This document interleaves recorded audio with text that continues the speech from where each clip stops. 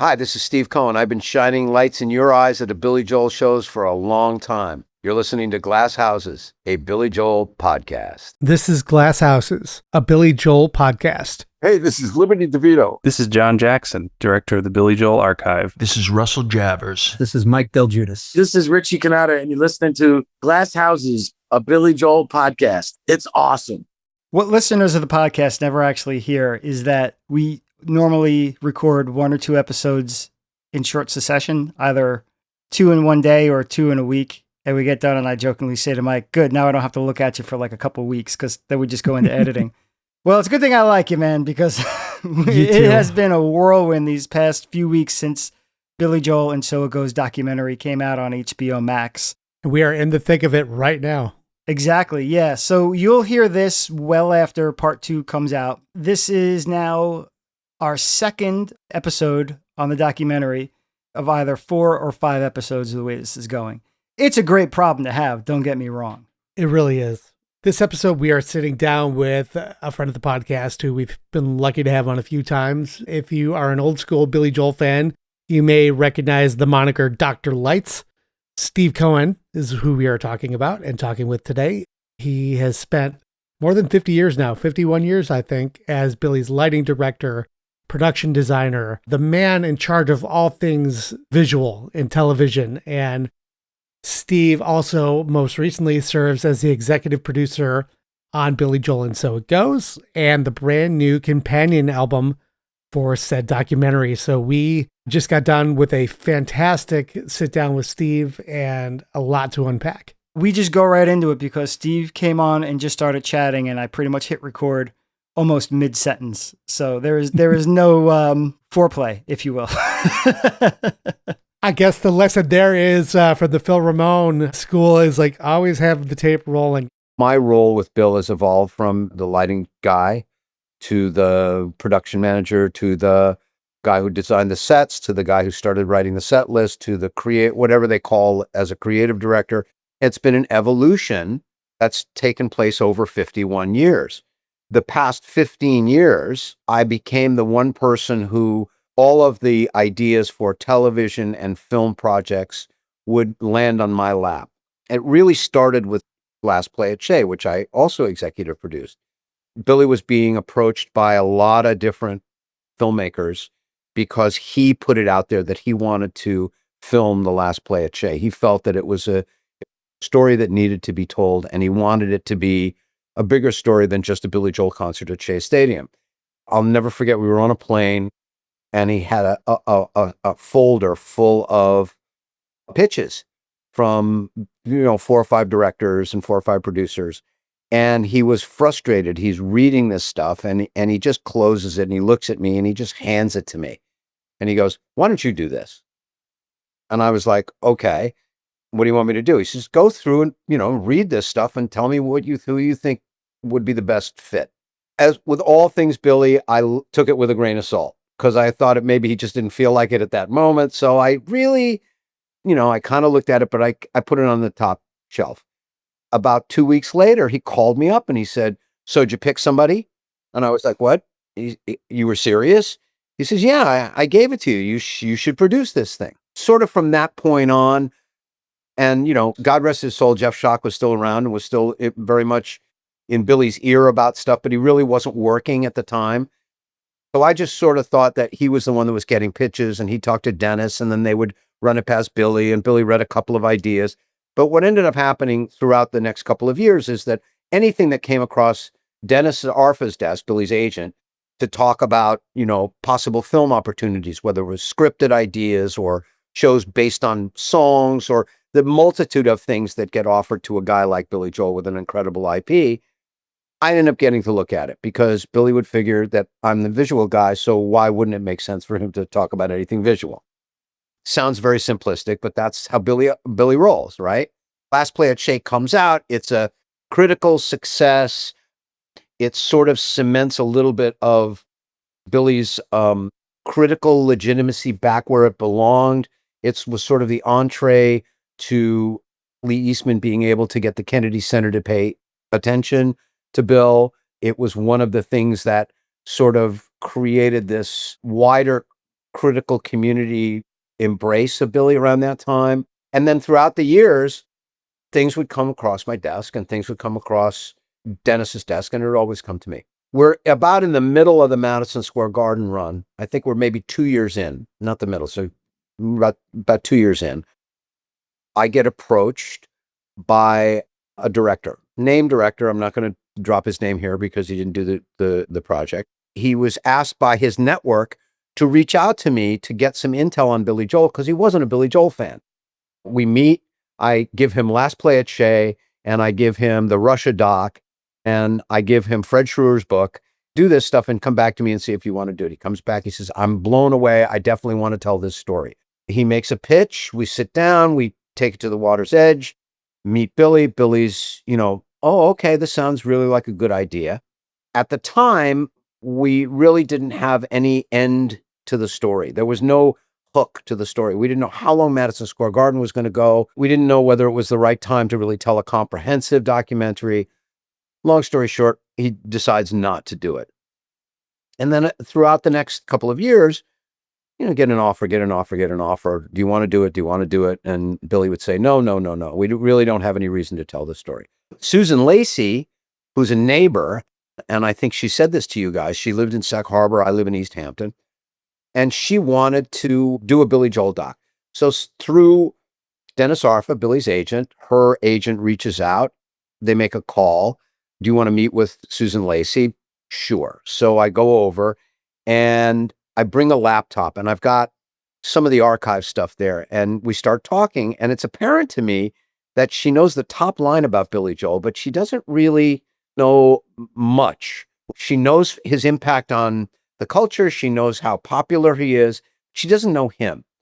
So I open up the laptop and I start playing a show that he did with James Lipton inside the Actors Studio, which I don't know if you've ever seen this, but he's freaking hysterical on this. I mean, it is like grab your gut funny stuff. And I'm playing this for her and I see her eyes start to widen and she starts to laugh. She says, I never knew he was this funny.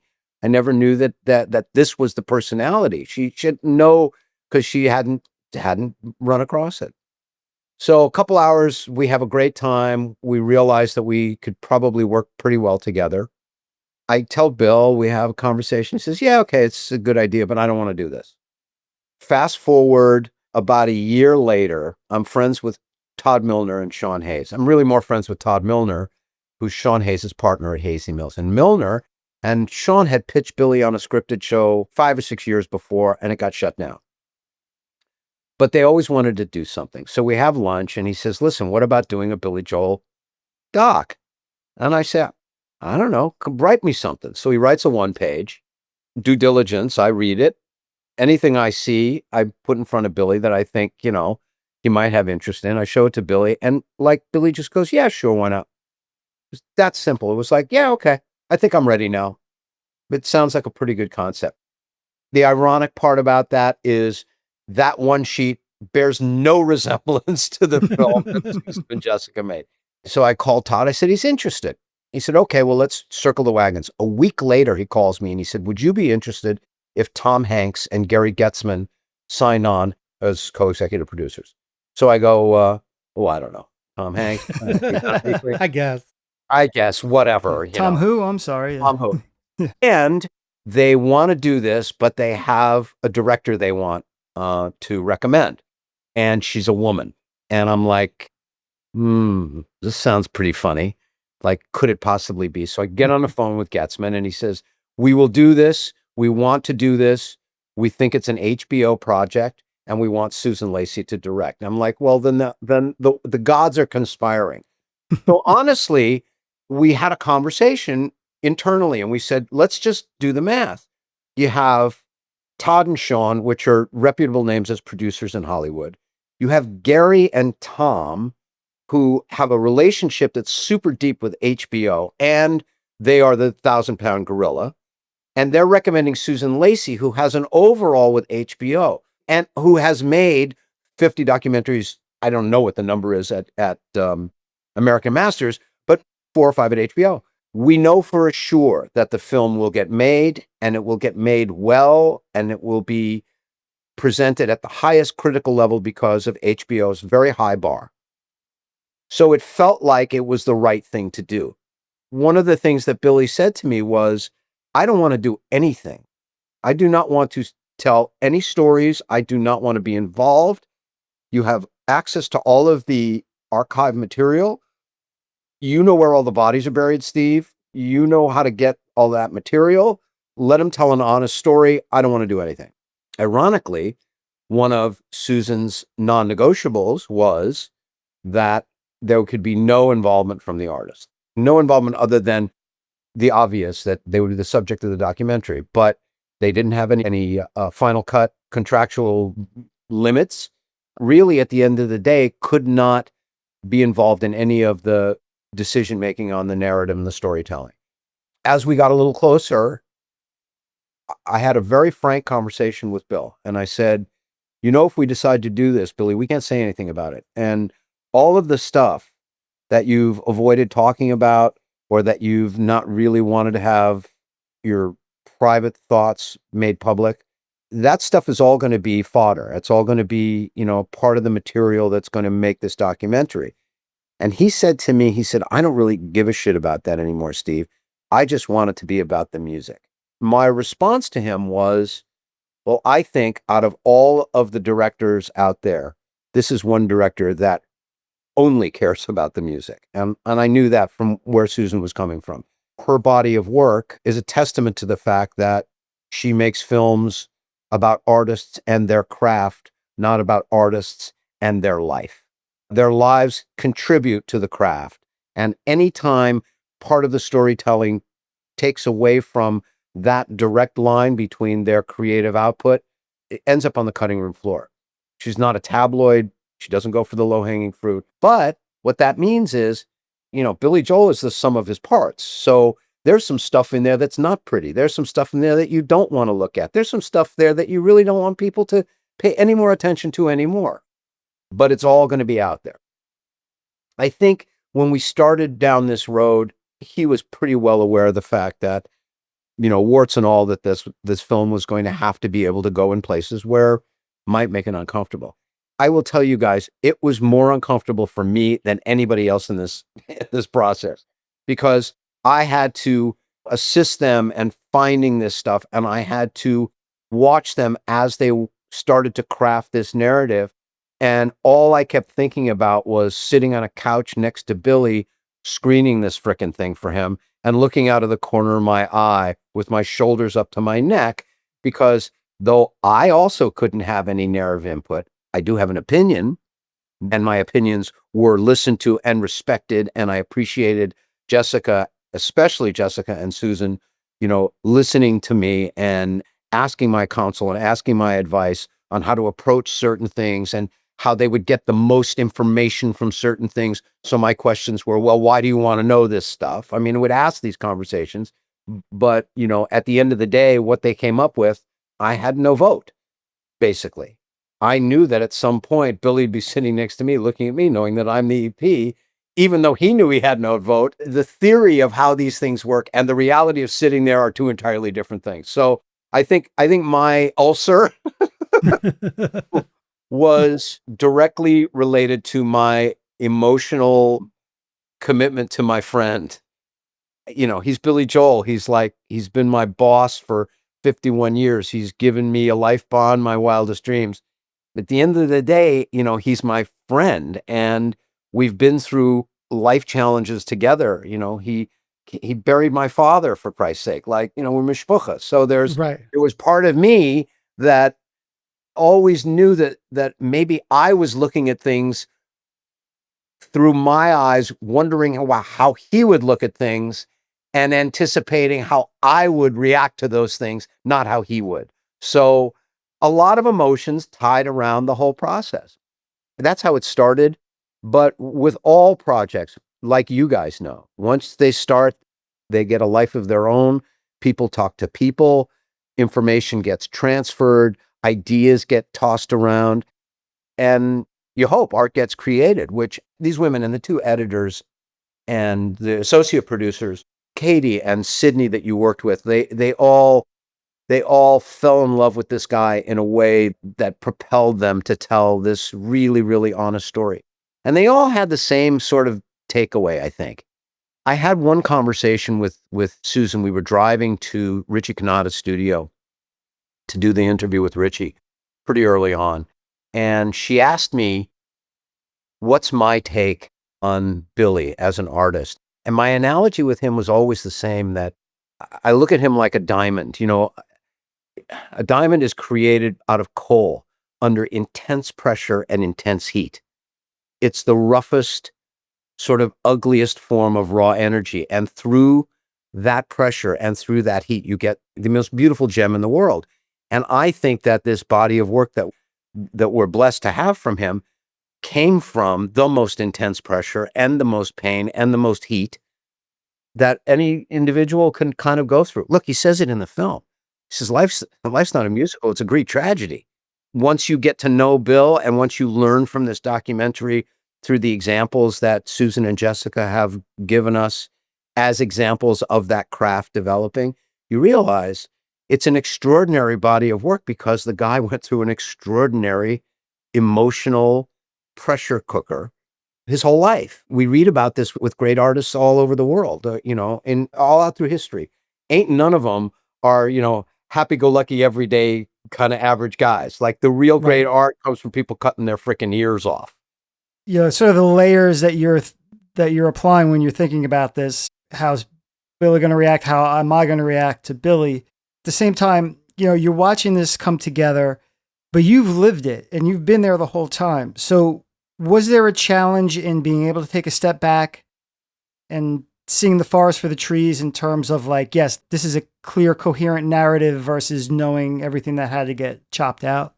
It was pretty easy for me because the thematic structure was very clearly laid out from the beginning. Susan had a very clear message, and she will say that her initial outline, which she never showed me, which she never showed anybody, she hewed pretty close to that, even with the discovery. And, you look at that and you wonder, chicken and the egg, like, did she have this and this is the kind of stuff she uncovered, or did the stuff she uncover lay into her framework? And I think it's more the latter. I think she knew enough about the artistry and the creative process in an individual like Billy Joel that if she built this framework around, just look at it like pinging, like if everything pinged back to the music, if everything pinged back to the art, then you couldn't really go off track. Living these experiences, if anything, I provided more color to them, that I was able to,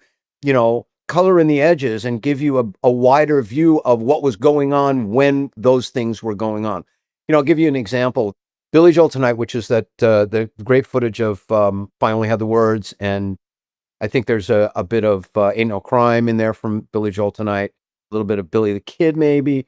That was the first thing we ever shot. And Elizabeth had a friend named Richie Nam, who was a video producer. And this tells you how far-reaching Elizabeth was thinking. Nobody did music specials in those days. Like they didn't exist. And she said that if we record what's going on live, everyone will get an idea of how great this is. Because she saw early on that the live was so much better than what the product was coming out on record. So much more vibrant. And the thing you didn't get when you listened to those early recordings was Billy's personality and his stage presence and his ability to sell a song. I had a lot of that stuff, stored away, and they were pulling these bits and pieces. And I was like, we shot the day before. What do you mean you shot the day before? Well, we came in the day before, and I think they were going to try and intercut it, but they didn't realize that they couldn't. They were wearing different clothes, like no one wore the same wardrobe. So everything that was shot the day before couldn't be integrated into the Billy Joel Tonight show. So there's a performance of, and I don't know if it actually made the cut, but there's a performance of The Great Suburban Showdown or Last of the Big Time Spenders. I'm not sure, either one of those, from a rehearsal. And it's a fully fleshed out performance. It lived up until the last cut.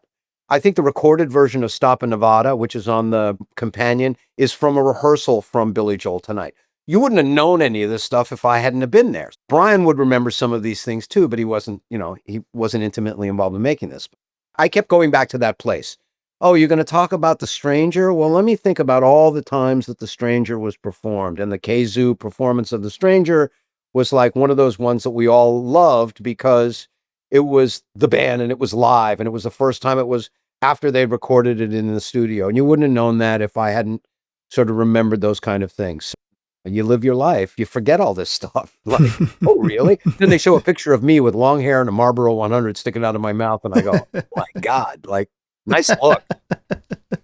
Were there any new moments that you didn't even know still existed on tape that you were surprised? Most of the stuff I had probably seen, the Summit stuff, the Summit and Capitol Center, that was a thing, in those days. There were two venues that had IMAX screens in the country, the Houston Summit and the Capitol Center.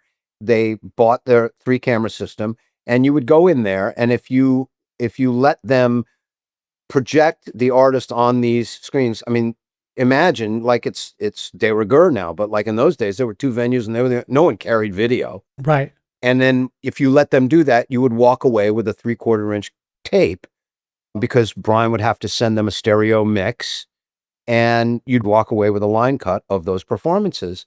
And those were the only copies of those shows. There was a live performance of I Would Die For You, which was the only live performance that Prince would allow to be played on TV. And that was from the Capitol Center. It was one of those two cameras. Oh, no kidding. From the Capitol Center. So like I knew that Stiletto, Stranger, and I think a couple of other things that didn't end up in the final cut were from those two performances that I knew we had in storage, but no one had ever seen. Which is part of the joy about this companion soundtrack that John and me and Brad did, because there's a half a dozen of performances that those are the only copies. They're mono or stereo board mixes of those live performances that we got from the actual tape. So I think those were surprising me. Look, the signing day footage, we found that just before we started making this thing, 2 unmarked film cans, and there are 3 songs that were recorded because I saw the recorded track sheet, and it's Travel and Prayer, Ain't No Crime, and Piano Man. But there is no film of Ain't No Crime, which really pisses me off because that would have been fun to watch. And what would Steve Gadd have done with that? Yeah, right. And how about that bit of business? Like Tony Levin seeing a Facebook, someone telling him to watch it because they thought it looked like him. I must have watched that thing 100 times, and I went, I think I know that bald Right. guy. 6 Degrees of Separation. Ruggles and I knew Gadd and Tony Levin very well because we did the One Trick Pony tour. When Phil did One Trick Pony for Paul Simon, he told Paul, you got to take Billy's guys out on the road. I was my first set design. So I went out with Paul Simon, Brian went out with Paul Simon, and that's where we, made friends with those guys, Gadd and T and Tony Levin. Tony Levin ended up playing with Paul a couple of tours. I think he did the Simon and Garfunkel tour we did. So we're all kind of, like you said, we were all kind of in Phil's little. Yeah, I remember first, before really seeing the visual as much, I'm like, wow, this performance is fantastic. And then once I saw that Tony Levin post, I'm like, well, that certainly explains it. Yeah. Yeah, I knew Billy was going to be good, but to have those two guys sitting beside him. Yeah, but I'll tell you, that Piano Man performance, that shook me because no harmonica. No. Before he ever thought to put a harmonica on it, because if he would have played it. And then you just imagine the distance between 1973 was when that was shot, right? 1973. Yeah, June. Yep. In June. So he went in to record Piano Man in September of 73. So it's before he recorded it. So you figure the distance between when he wrote it and when he was playing in the piano bar is like, 6 months ago. Like, what were you doing 6 months ago? Playing at a piano bar, writing Piano Man. Like, that becomes super real to me. Something that's so much a part of our society, like when you see the origin of that stuff, how fascinating is that? You look at Billy's face. I remember how he used to phrase things.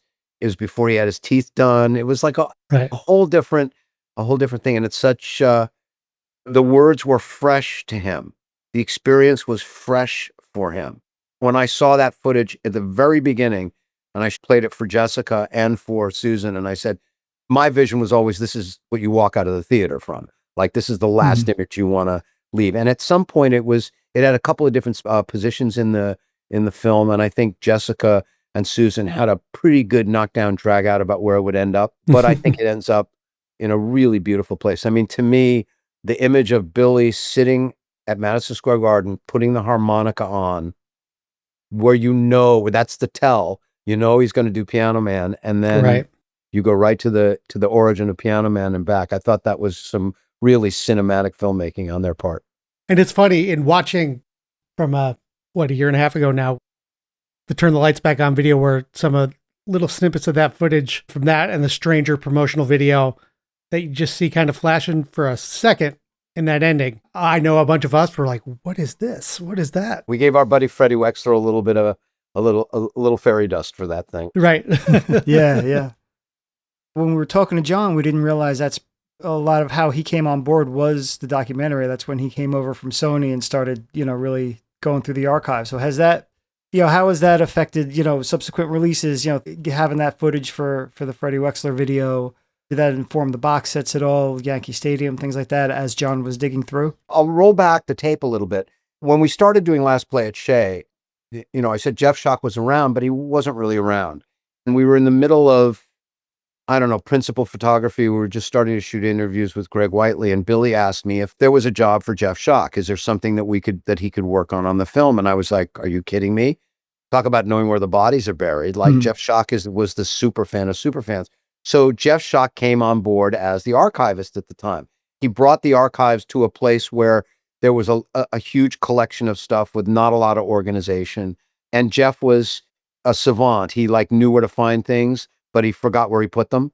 We got to a place where we were just about getting ready to kind of formalize it. I knew that there was going to be a doc project coming off, and we lost Jeff.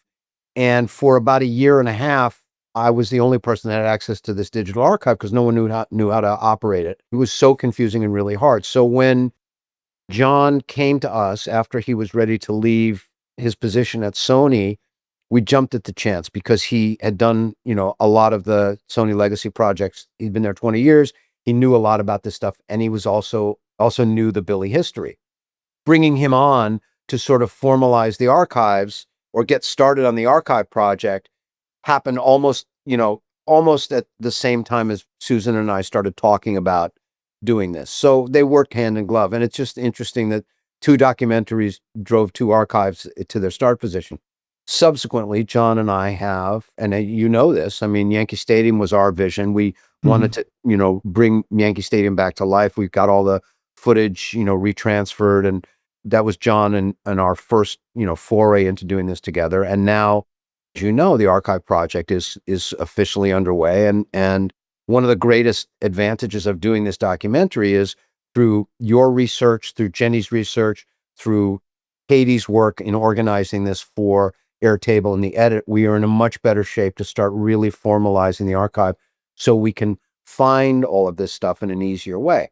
That, plus the fact that because of the documentary requiring so much archive footage, we've had the opportunity to up-res it, to remaster it, so to speak, so that now the fans are going to be able to get these archive pieces that are now available so readily on YouTube at the highest possible quality, the best possible audio.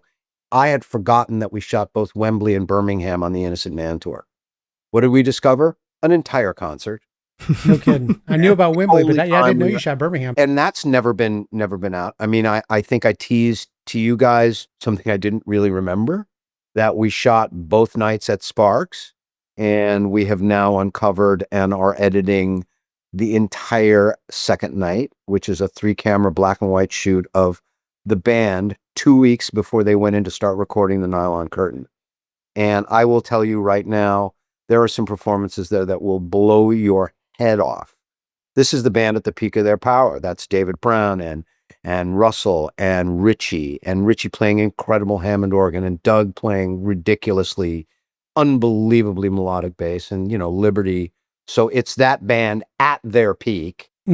Shot 2 nights at Sparks, which was Brian Ruggles' club, specifically to do the 3 or 4 music videos. And I didn't remember that I shot the next night. None of us remember much about that night anyway. But as it turns out, the editor who's been working on this will text me and go, "Hey, you shot this one really smart." But I did. You never know how good these are and how good they hold up. But I've seen a rough cut of 18 songs. I think it's remarkable. Billy doing Big Shot, standing in front of a 2-foot high stage, surrounded by 25 cocktail tables. I mean, yeah. it's mind-boggling. It's Yeah. mind-boggling. And the interesting thing about that is, there's not a lot of camera coverage, but it's really like if you're in the audience, you're not seeing close-ups. You're like watching it from the bird's eye view. There's one camera shot of a girl with her arm, resting her head, and the camera's looking over her shoulder, watching Billy sing Big Shot. It's pretty funny. Yeah. Oh, that's cool. That's Yeah. great. Yeah. I think it's a great theater play. I think it's a good enough quality. Jay and Brian remixed it. When I shot it in 16 millimeter black and white, it was the same year that Raging Bull came out. And I called a friend of mine to find out what film stock Scorsese shot Raging Bull on. And it was 16 millimeter Tri-X. And we've got the exact, at least I'm told it was the exact same footage. Because that was my thing, right? Like, wow, shoot it like Raging Bull. And it's transferred to 4K. It looks great. I'm thinking it'd be a fun thing to sit in a theater in a nice Dolby, theater, and maybe it's a Fathom Events, maybe it's one of those closed things. Who knows? We're in an interesting time in the Billy Joel world because there's obviously nothing new, and he's not touring, and yet we have this incredible vault of performances and recordings that he's no longer precious about. I mean, I wouldn't say he's no longer precious about it. They still have to be good. I mean, I had to really do a little bit of moral digging in my heart when I was putting together this soundtrack about the Shelter Island sessions, because, the Shelter Island sessions were really never supposed to be heard. Like, that whole thing changed. And then I listened to them because I had never heard them. I was in Vegas when they were out here recording them. I missed that window. I think I heard Minor Variation over the phone. I think Tommy held up the phone, or Brian or Billy Zampino held up the phone. And then I listened to them and I was like, I'm not so sure I agree with Danny Korchmar. Right. They were a little bit fat, but they weren't that. And then I thought, well, the stuff's in the film. And that was my guiding light on the soundtrack, was that anything that was in the film has been heard now. Now it's out of the closet. So you're not giving away something that should never be heard. There was a reviewer that said, I think it might have been Rolling Stone, that said, we hope that in a box set re-release of The River of Dreams, they'll put out the Shelter Island sessions so we can make a decision on whether Danny was right or wrong. I think that stuff was really interesting. When you asked me what I found unique, I think that those tracks were pretty unique.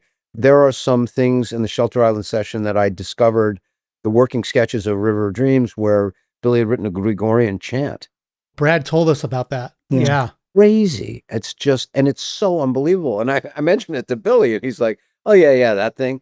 It's like, amazing layered Gregorian chant. Zampino was in the middle of all of that, trying to, help him with the classical voicings and all of that stuff. So, my point about that is that's about it. There's not 9 albums of songs. Right. Yeah. Well, because know Billy's story. He'd walk into the studio with nothing. Yeah. And as soon as he got just enough for an album, he was out of there. Right. Guys like Bruce and Mellencamp, I got 25. Let me come in with 25. For Shelter Island, in fact, there's even less because, you picked a real bad time, but there was only 8 or 9, I think, for Shelter Island versus the 10 that made River. Yeah. The fact that Billy would go in and write in the studio and then get out of there when they were done was the pressure cooker for these guys to, make that record.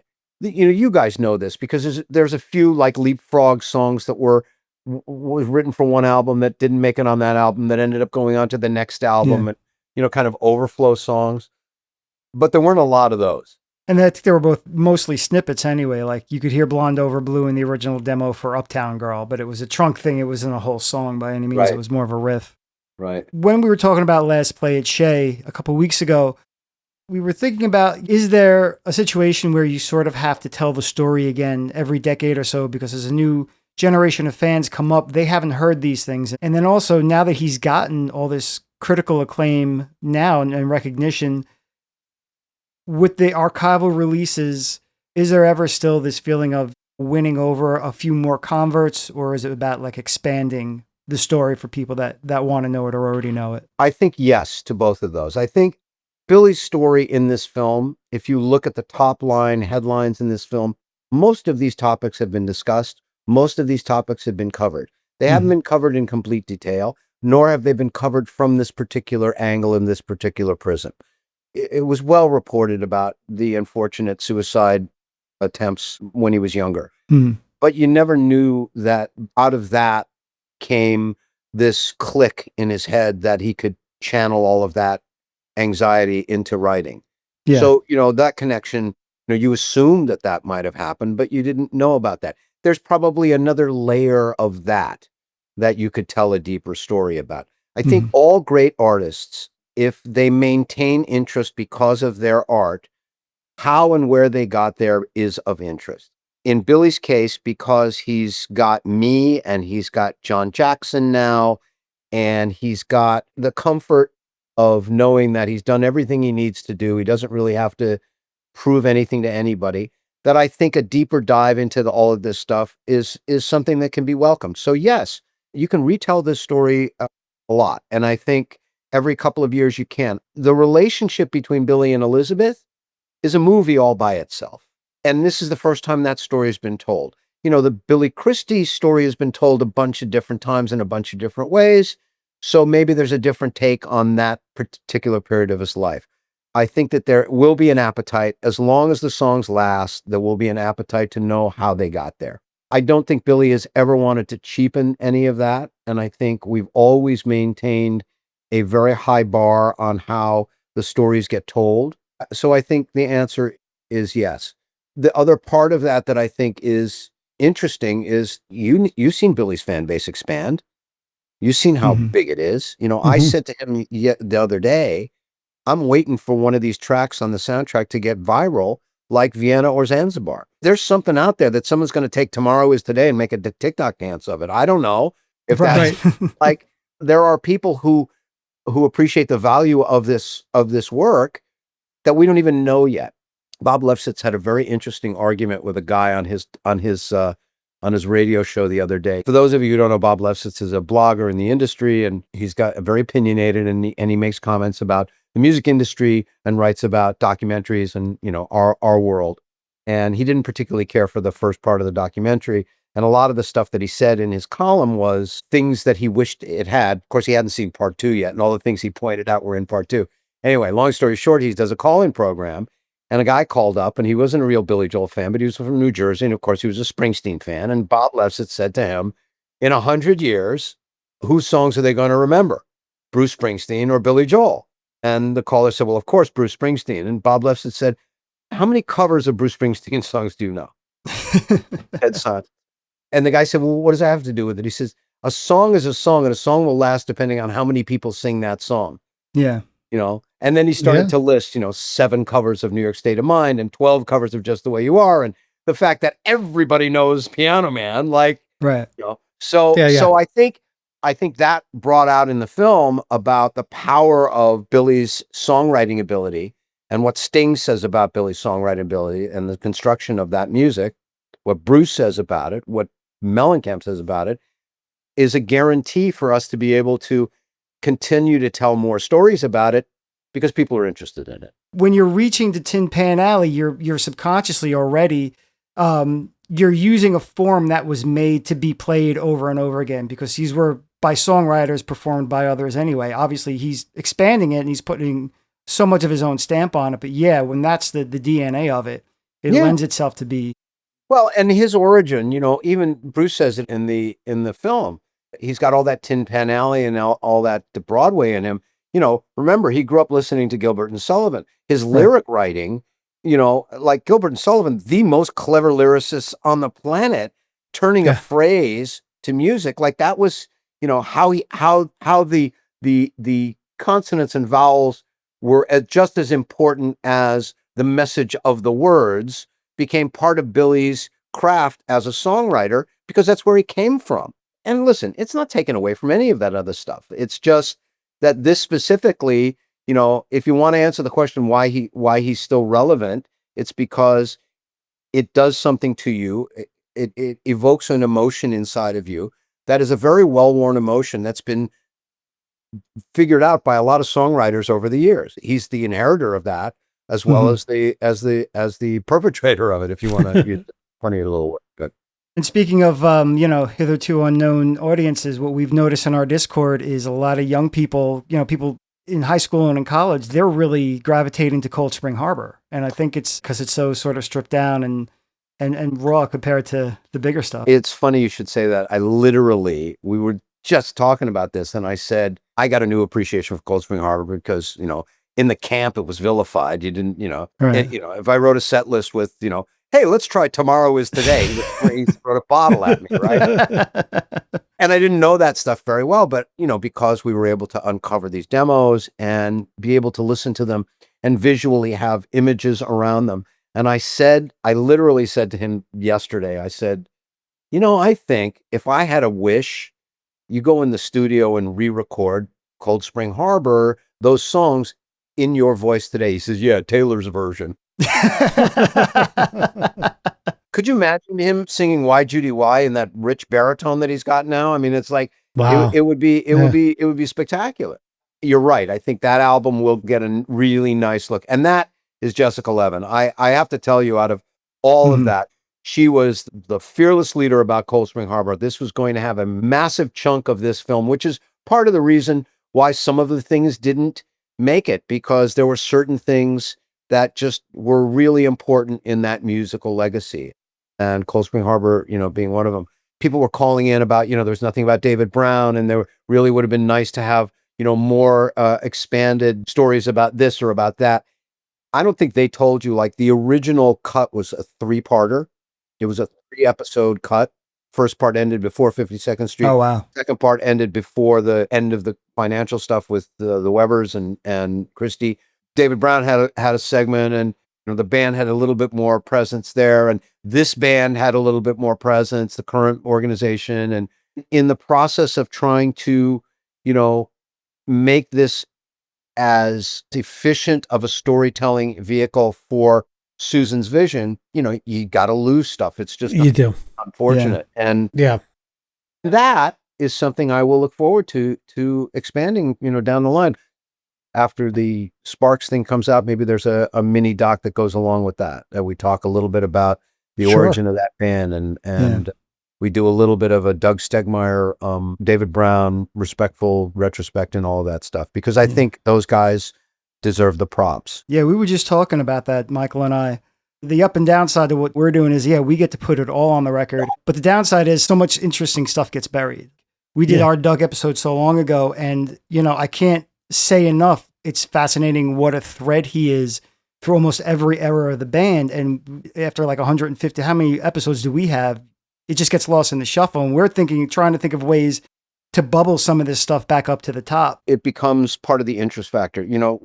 This guy creates so much interest in wanting to know this stuff because of the net result of the art that we're blessed with being able to, enjoy. That as long as that interest is there, these stories, I think, get bubbled up and get more daylight shown on them. So I don't think you run out of stuff. And that's what we've been discovering too, because with the way we structure our episodes, we can cover a certain moment or era 30 times, but we come at it each time from different points of view, different perspectives. And this is how this looked within the context of what happened in the year, or how it looked in the context of the album, or such and tour. such. So you can slice and dice this so many ways and keep it interesting. Yeah. We're very fortunate because our guy's still alive. This is not posthumous stories. This is like, history is still being made. Whether he plays again or not is not the point. The fact that there is an active in-camp group of people that are keeping this stuff churning and uncovering these things and doing them in a way where it's not exploitive, where we're not just putting tons of stuff out there just to have it out there.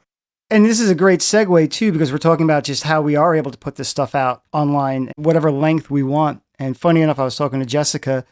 I forget what she was telling me about, but some interview she had that they couldn't use. And I said, yeah, that sounds like a great DVD extra. And she kind of laughed. She goes, yeah, what's a DVD? But what do we get to do now? As far as I know, this is the first of its kind. We have an 8-hour soundtrack to this documentary. Like the ultimate companion album doesn't begin to describe what we have here. And I'll tell you the origin of this because this is important. So when I was a very young man, one of my favorite records was an album called Frank Sinatra, A Man and His Music. And it was a retrospective. Sinatra was turning 60, I think, it might have been 50. And it was his catalog up to The September of My Years, which I think was the single that came off of that record. And what it was dialogue introduction to many of these tracks. But it wasn't Frank talking about, the origin of this arrangement or the Gene Krupa guest drum bit. It was about Frank's observation of where he was at that point in his life when he recorded those songs. And I played this record forever. I mean, I made tapes of it, and it was just because it felt like Frank was in the room with me telling me his stories. When the idea for the soundtrack came up, I said that what I want to do is take the recordings that were used from the film clips that we used in the film, play them in their entirety from the formats they came with, and then utilize the dialogue that led up to those particular songs when applicable. Everyone looked at me like I had two heads. And I said, no, what you're going to get is a different experience. You're going to feel like you are in the film. Like this is a perfect companion for the film. If you can't watch it, you hear it. Billy on Sirius has gotten everybody nerd to the fact that Billy talks about this kind of stuff.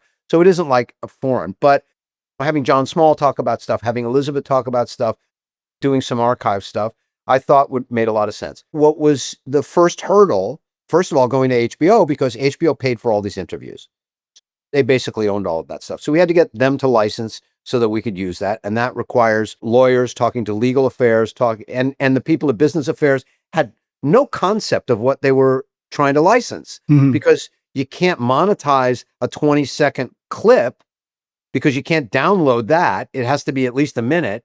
So they couldn't wrap their head around it. And they tried to pull it apart. Well, if we could do it this way. And I just kept saying, guys, this is not about that. This is about giving the viewer an experience to take that film with them in their car, to take that film with them to the gym. The other hurdle was the third-party licensing. We had 2 performances from Saturday Night Live. I was not going to replace Only the Good Die Young and Miami 2017 with other performances of those. The things that make them great is Chevy Chase introducing Billy Joel and it being on Saturday Night Live, sounding like it did on Saturday Night Live, or the Miami 2017 sounding like it did without Richie Cannata because he wasn't available to do that show. Right. So those were really important. Well, you got to call up Lorne Michaels and you got to get Chevy Chase's thing. So that was another hurdle that they had to go over. The hassles is on United Artists. You had to go to Universal and they don't license to Sony because there's turf, there's a line in the sand. So that had to have somebody make a phone call and say, hey, this is Billy Joel wanting to put this on his soundtrack and he's on that. What are you holding out for? Because people didn't understand that we were trying to break a little bit of the norm. And we had no time to do this. My idea came up while we were in Final Cut. Tara, who's unbelievable, Tara Brew at Sony, made, a Herculean effort to get everybody in line to get this stuff done at the same time when they were negotiating use rights for the promo clips and for the trailer. So there was some horse trading that had to go on. It was fascinating. But because we're in a different environment, we didn't have to be 3 months out to press albums, and it was a streaming product. We knew that we could get this done if there was a will to get this done.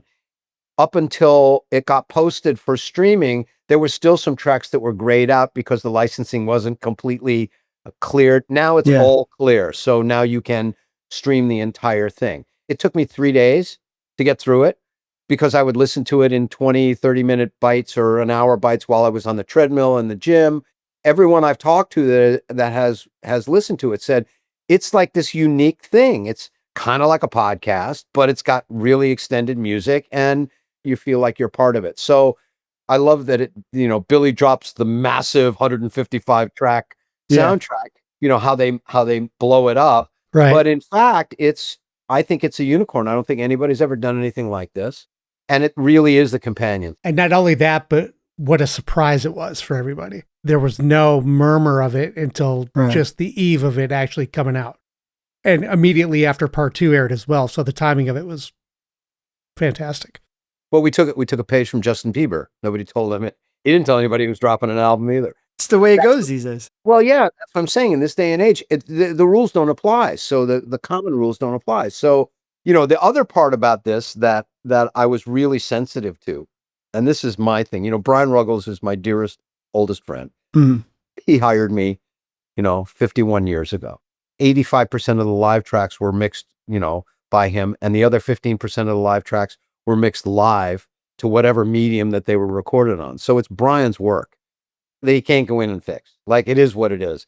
And I had to tell him, Brian, you have to listen to this with a little bit of a different ear. These are moment in time performances. These are pieces that are only captured right there. It's like when you went to see a live show and you didn't have a cell phone to record it. Like that, that's it. And we're capturing these moments that are only the last time people had them was in their memories. And you have to kind of look at it that way and give yourself a little bit of distance. He's a perfectionist. And they were mastering it and they were sending it to him. He's going, I keep getting these things. It's like, isn't Angry Young Man a little distorted? It's like, yeah, but that's how it sounded. Like, oh, okay. And Brad, I have to say, Brad went in and massaged these pieces so beautifully because some of them were really bad.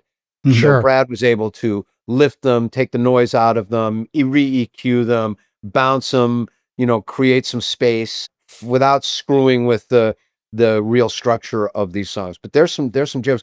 There's a recording of For the Longest Time. Yes. That was the guys in the band, and I think Bob Duncan and the Sims and Peter Hewlett. I think John Small came to shoot some stuff, some B-roll or something, and they were in, how Billy always talks about it sounds best when you sing in a bathroom. He brought them all into the shower in the dressing room. We set up one camera and they sing For the Longest Time a cappella in a bathroom, in a shower. And like, that's on the recording. Like, when would you ever imagine you're backstage with Billy and the band and they're singing in the bathroom? Like, you can't go in and fix that. Exactly. You can't auto-tune that shit. That's like, and you hear how great they are. Yeah, absolutely. Speaking of Brad as well, too, I know in us talking with him a lot over the last couple of years, he was so thrilled to be able to get his hands on Cold Spring Harbor. He was so like, I finally get to restore it to the correct speed, the correct pitch, and I wanted to feel right for the first time. And I know that was so important to him. What was that experience like for you, hearing those songs come to life again? I heard them for the first time. Cold Spring Harbor finally got remastered at the right speed, but it had a bunch of already ripped strings in it. It was cocked up. The production was cocked up even when it got fixed. It was pretty much unlistenable to me. Well, what's interesting, Steve, sorry to interrupt, in talking with Brad, because I knew he was working on the tracks, and he and I were going back and forth for weeks between the 83 version and the various 71 pressings. And we both came to the conclusion, they're like, their attempt to correct the speed in 83, they overcompensated on a few songs. So those aren't even quite correct in a lot of spots. I think the thing that got me is that, a couple of the basic tracks, the piano vocal stuff is the songs themselves really, it came to life. But I think a real re-release of a newly minted version is due. And I think that's going to happen. I think it has to. I mean, I'm going to hold out for Billy to sing these again, but right. Every time we go into an era with Billy's career, it's always like the transitions between eras and where he was at during these transitions. And no more drastic was the transition between Attila and in 70 and just months later, Cold Spring Harbor. And we love to get into the minutia of like what big pivots were made at these little fractions of time. And the documentary shows you the biggest pivot of his life, which is you're having fun, you're playing with your best friend, you're drinking, you're working at night, you're doing everything you want to do, and you fall in love, and you fall in love with the wrong person, and your whole life explodes. I happen to, know both of them, both Elizabeth and John, very well, obviously. Both of their observations of that period of time are unique to them. It's, it's that Rashomon effect. Like everybody sees it from a different angle. Yeah. But what I do know is Billy has always had this really deep desire for love. And it's sometimes to his detriment, in a lot of ways, as we've seen throughout his life. What I found most interesting in the documentary was that I was able to see concrete that switch, that, love took him in a direction that changed his life and changed all of ours because of it. The whole story about him writing these songs and passing the tape to Josephine to get to Elizabeth, that's touched upon. But if you listen to, Everybody Loves You Now, you can imagine the intensity of that fight, the fight that they had before he went and wrote that. Like Right. every single one of those songs are Yeah. so deep emotional responses to his life experience with this woman that he's now allowed us, both of them have allowed us to be observers in. Yeah. I think that that's really brave of Elizabeth and really brave of Billy. One of the things we all know about Bill is that, like Springsteen says, he doesn't really just go there. Well, he's been that way about the origin of these songs for as long as I know him. Yeah, they're kind of about me. Yeah, they're kind of about that person. You just make it up, you just fill in the blanks and make them a part of, and which is why they become popular, which is why they're part of people's lives so deeply. Now that he's allowed us to know the origin of how these songs evolved and who they were about, we get to listen to them as if they're new again through a completely different lens. Maybe we still feel the same way about them, but there's another part of me that listens to You May Be Right, picturing him actually driving, home on that motorcycle and having that argument with her and her actually saying, you're out of your mind. Yeah, but I'm here. I try to wonder what it would be like to have the conversation with Jackson Pollock, or have a conversation with Picasso when he's painting Guernica, and like to sit there with, with Beethoven, feeling those emotions while they're creating this stuff. And, that's a gift. And that's really a gift that Billy has given us to be able to do all that. He gave Jessica and he gave Susan. So we're all very fortunate because of it. If you're not a fan, I defy you not to find some value in that, because art is art, whether you like that particular piece of art or not. Obviously, Jack and I know folks who are big fans, and then casuals and some who just don't even know the hits and in passing and don't really think much else. But a lot of folks who saw it said, I really had a deeper appreciation for what he did and what his career was. It touched a lot of people, no matter where they were at the stage of awareness of Billy. Yeah, I think for people that weren't fans, it really humanized Billy for a lot of people for whom it was easier to write him off. Yeah. And they were, confronted with a really three-dimensional portrait of him. Dennis Arf and I have this ongoing conversation of what's the why, like the why of it. Like, why do we sell out the way we sell out? Why at, 65 years old does this guy become a multiple stadium act?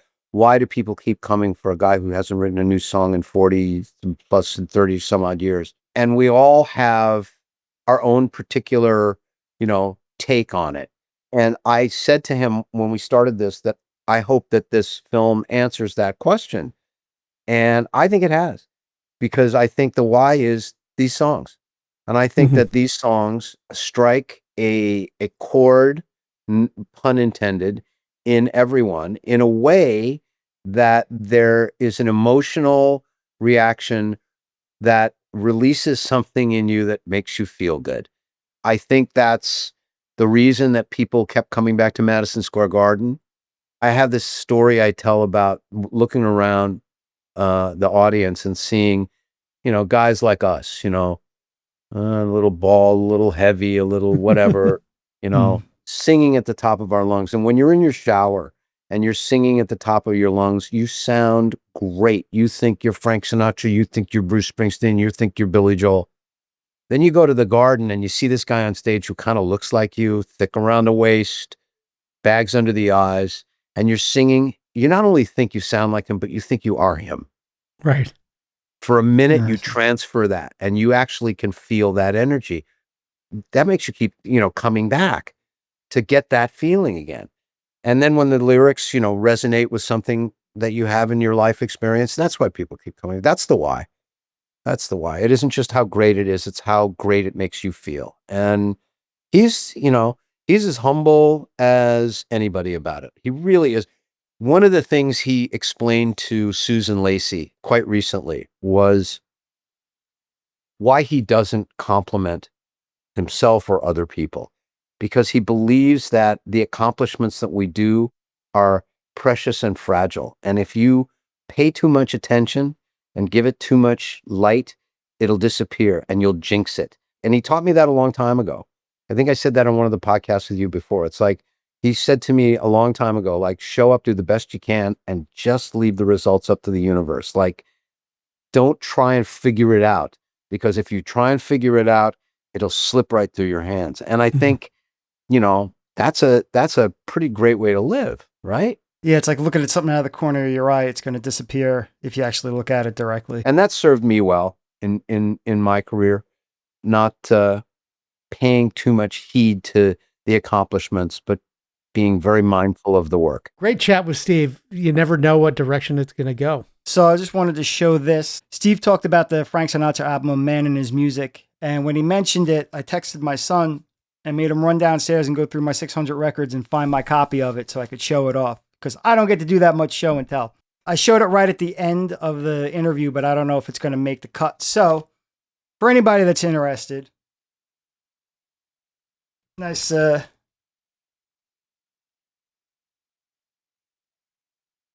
Oh, that looks cool. That's a nice double LP, setup. some old school liner notes. It's a cool record, worth shouting out there.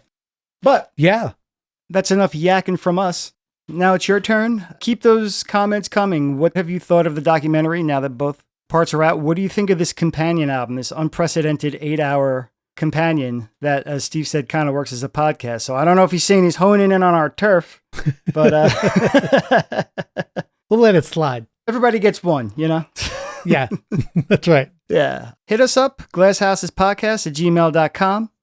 Find us on the socials, Glass Houses, a Billy Joel podcast, or join our Discord server, the link for which is in the show notes. And I know we've said it before, but it's an important thing for us too. If you could just take a second, leave us a 5-star rating, positive review, or share one of our social media posts, like a comment, like a post, anything like that. All of that stuff just goes a really long way. In an algorithm-driven social media world, it really helps us amplify the podcast and get out to more people. And when they see you guys engaging with us, they share us to more people. So all of that goes a long way, and it would be incredibly helpful to us. Would love to kind of get your feedback on some of this brand new news. Obviously, the documentary we've been talking about, and some of the new news that Steve's been touching on, restoring the Sparks footage and for a possible and likely release coming up soon, and digging into some of this great archival and vault material, and his desire as well to see Cold Spring Harbor get a nice, long overdue release again. They've got their ear to what a lot of us are interested as well in. As a fan, it's an exciting time, so we'd love to hear what your thoughts are on some of those possible projects as well. Hit us up, and we'll talk to you soon. We'll see you soon, everybody. Thanks, and thank you, Steve. Thank you, Steve.